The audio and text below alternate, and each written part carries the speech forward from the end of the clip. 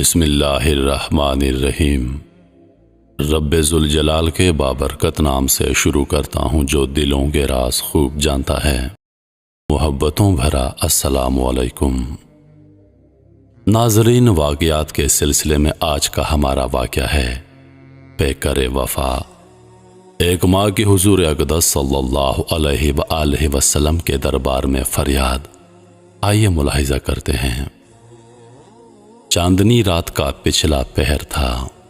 مدینے کی گلیوں میں ہر طرف نور برس رہا تھا۔ پوری آبادی رحمتوں کی گود میں محو خواب تھی۔ آسمانوں کے دریچے کھل گئے تھے۔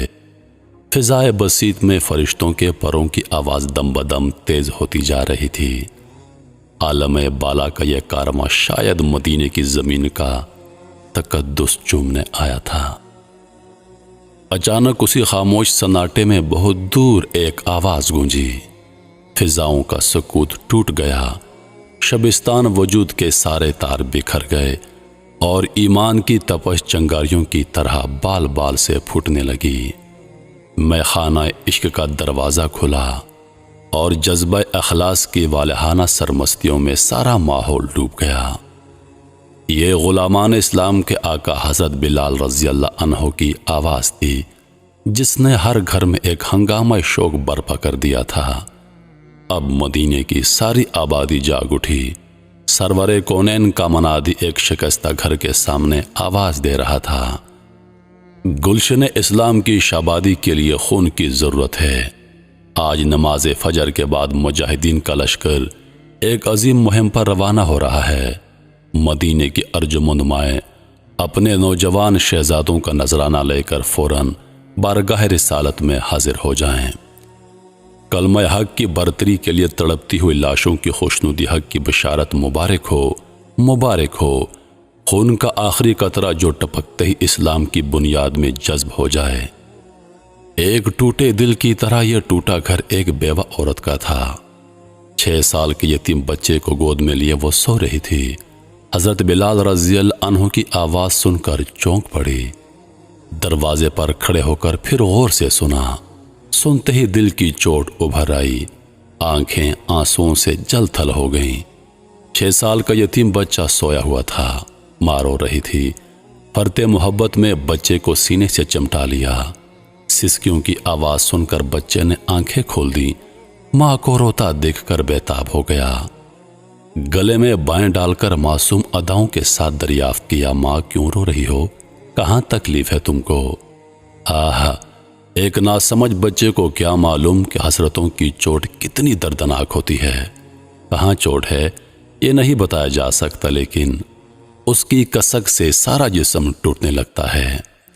پھر ایک بیوہ عورت کا دل تو اتنا نازک ہوتا ہے کہ ذرا سی ٹھیس سے چور چور ہو جاتا ہے۔ بچے کے اس سوال پر ماں کا دل بھر آیا۔ غم کی چوٹ سے یک بیک جذبات کا دھارا پھوٹ پڑا۔ گرم گرم آنسوں سے آنچل کا کونا بھی گیا۔ بچہ بھی ماں کی حالت دیکھ کر رونے لگا۔ ماں نے بچے کے آنسو پونچھتے ہوئے کہا، میرے لال مت رو، یتیموں کا رونا عرش کا دل ہلا دیتا ہے۔ تمہارے غم کی چوٹ اور تازہ ہو جائے گی۔ بدر کی وادی میں ابدی نیند سونے والے اپنے شہید باپ کی روح کو مت تڑپاؤ۔ دنیا چھوڑنے کے بعد بھی شہیدوں کے دل کا رابطہ اپنے خون کے رشتوں سے باقی رہتا ہے۔ چپ ہو جاؤ، مت رو میرے لال۔ مگر بچہ رو رہا تھا، بضد تھا کہ ماں تم کیوں رو رہی ہو؟ بالآخر اپنے بچے کے لیے ماں کی آنکھ کا ابلتا ہوا چشمہ سوکھ گیا۔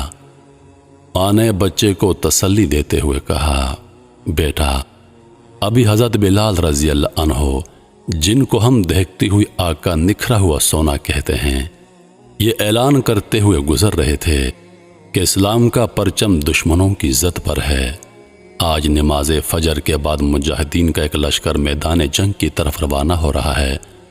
آقائے کونین نے اپنے جانباز وفاداروں کو آواز دی ہے۔ آج غیرت حق کا سمندر ہلکولے لے رہا ہے۔ رحمتوں کے تاجدار آج ایک ایک قطرہ خون پر جنتیوں کی بہار لٹا دیں گے۔ ایک لمحے میں آج قسمتوں کی ساری شکن مٹ جائے گی۔ جو سبیدہ سحر کی روشنی میں اپنے نوجوان صاحبزادوں کا نذرانہ لیے ہوئے سرکار رسالت میں حاضر ہوں گی۔ جو اپنے بچوں کو اسلام پر قربان کریں گی۔ آہا کتنی قابل رشک ہوں گی ان کی یہ التجا، یا رسول اللہ